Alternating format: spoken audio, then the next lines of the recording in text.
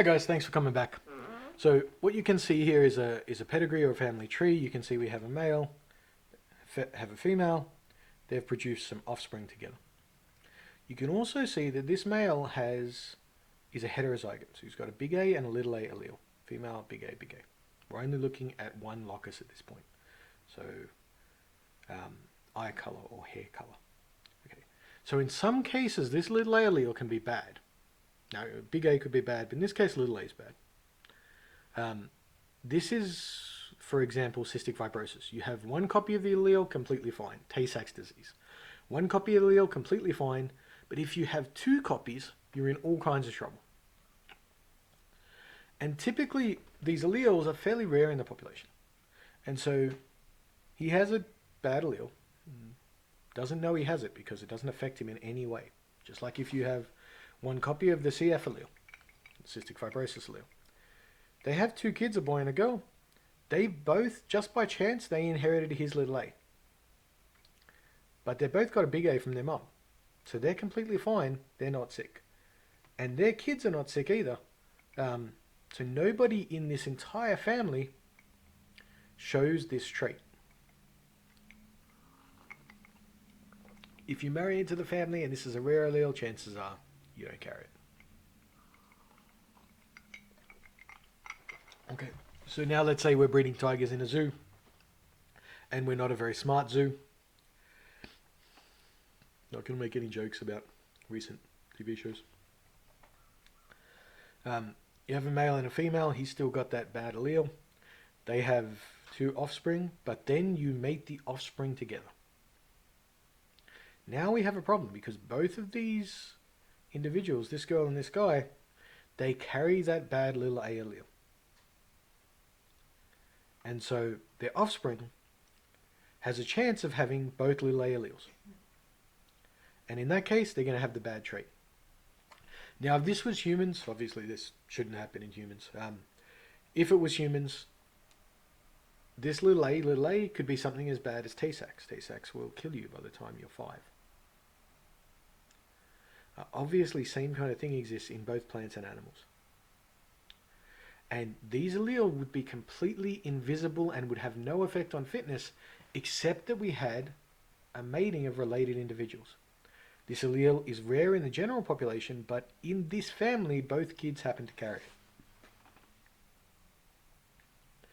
Inbreeding depression is caused by rare, recessive, so they only affect you if you have two of them, deleterious, which is just our complicated word for bad, alleles.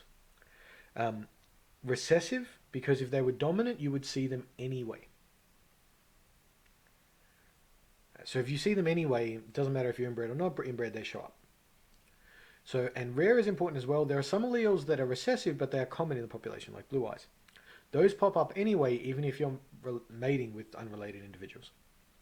Not that blue eye alleles are actually bad for you. They may be good for you. We're not real sure.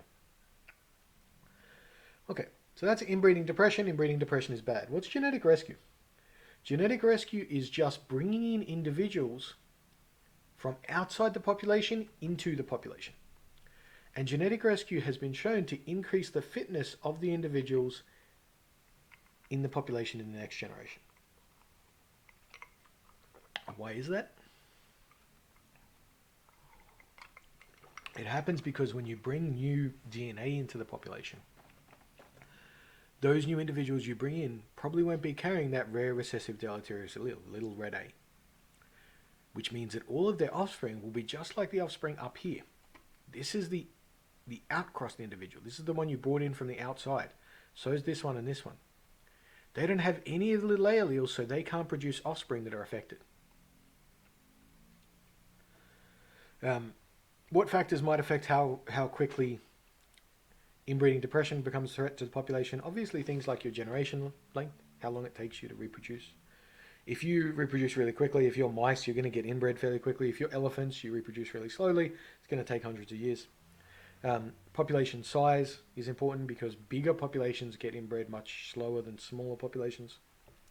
And mating systems. If you have a mating system, and humans have a mating system like this, that avoids related individuals, then you become inbred as a population much more slowly. Last question is, what happens to populations that lack genetic diversity over long periods of time? Answer is they go extinct. We've done some experiments to have a look at this. So Frankel and Sewell, these are old papers, but they're really cool. You may want to look them up. They started to deliberately inbreed populations of fruit flies. They use fruit flies because fruit flies are little, they fit into little containers, they're really easy to keep in a lab, they don't take a lot of work, and they have short generations, so you can run the experiment and not have it take you 15 years. Within 8 generations of sibling mating, three generations of self-fertilization, 80 to 95% of inbred populations were extinct. So they managed to wipe out between 80 and 95% within 8 generations when they were deliberately inbreeding. Somebody did the same thing on Japanese quails, which are a bigger animal. They used several hundred, 340 populations odd. Found that 338 went extinct within 4 generations of sib mating. Again, you can see a chart here where we're looking at fruit flies and mice, and we're seeing that the more you increase this inbreeding coefficient, one is completely inbred, the less their probability of surviving. We know this happens in the wild. One of the good places to look at this in the wild. Now, obviously, you don't want to do this with species in the wild deliberately. You don't want to go out and make tigers inbred because we don't have a lot of tigers. We don't want them to die. But you can look at butterflies. Butterflies are a really good example. They're what we call an indicator species because when things go wrong with the environment, butterflies are first to die. So they had a look at 42 butterfly populations over 2 years. 35 survived. Into the second year, 7 went extinct. Then they went, okay, are these 7 different from the 35 that survived? And turns out they are. The 7 that went extinct tended to have lower levels of genetic diversity, what we call heterozygosity. It's just a way to measure genetic diversity. That meant the ones that had higher inbreeding, less genetic diversity, were more likely to go extinct over a 1-year time period in the wild. And that was the case even when we took into account all of the demographic and environmental variables we could. By the way, the butterfly they used was the Fritterly, which I'm going to pronounce poorly. It's cool because it's named after a person, so if you want to be immortalized forever in biology textbooks, discover a species of butterfly. Same thing happens in plants, but in plants it's even more pronounced.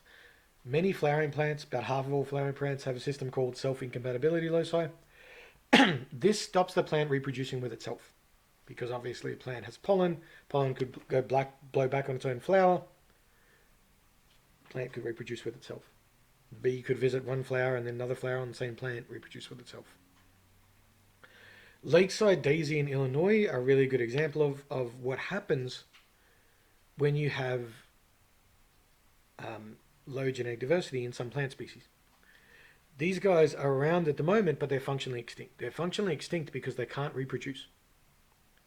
Because all of the plants have the same alleles at the self-incompatibility losses. What that means is all of the plants think they're one plant. They won't allow reproduction with themselves, so they can't reproduce. So in plants and in some animals, you can have what's called a glass effect. Genetic diversity decreases, the population starts to drop, but then it reaches a critical level. And when genetic diversity reaches a critical level, there's no more reproduction, the population goes extinct in a single generation. Let's have a look at a big cat, because everybody likes big cats. These guys are the Florida panthers. They've had a small population for a significant amount of time. And exactly what you'd expect, small population, they're going to inbreed because there's not a lot of unrelated individuals. That creates defects. One of those defects in these guys is a kinked spine. So like severe scoliosis in panthers. Now, panthers don't go to a grocery shop for food. They have to jump on shit and kill it. If you don't have a straight spine and you're not as mobile as you should be, you're not going to be very good at jumping on stuff and killing it. So we're starting to see problems in the way these panthers live. And they're not as good at surviving and reproducing. This is a good example of genetic rescue because they brought into this population some Texas pumas, panthers, same thing. They brought in some individuals from the most closely related subspecies. So other panthers, not from the area, closest subspecies they could find, brought them into this population, let them interbreed. What they saw was in the next generation, things like king spine started to disappear. Population started to do better. They started to get better at surviving in their environment. Because when you practice genetic rescue, you don't just stop inbreeding depression, you actually reverse it in a single generation. So generation 1 has no inbreeding depression, even if the parents had inbreeding depression. There are long-term management challenges associated with that, but we've seen that the practice works. Population of these Florida panthers started off at about 30, and now it's back to about 180. So it's increasing in relatively short time spans. That's what happens when you rebuild genetic diversity. You rebuild the ability of a population to survive in its environment and to grow.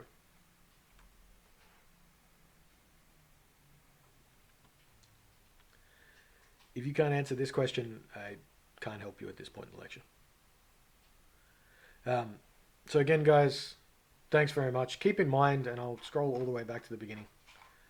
For anybody who sees this, I don't care if you are in the lecture theatre, if you watch it on YouTube, if you happen to come across it in 5 years. I am a gigantic nerd. I love conservation genetics. I studied it specifically because I think this is an important problem. If you are interested in this, please drop me an email. I'm happy to make some time to talk to you because this is one of the defining problems of our generation.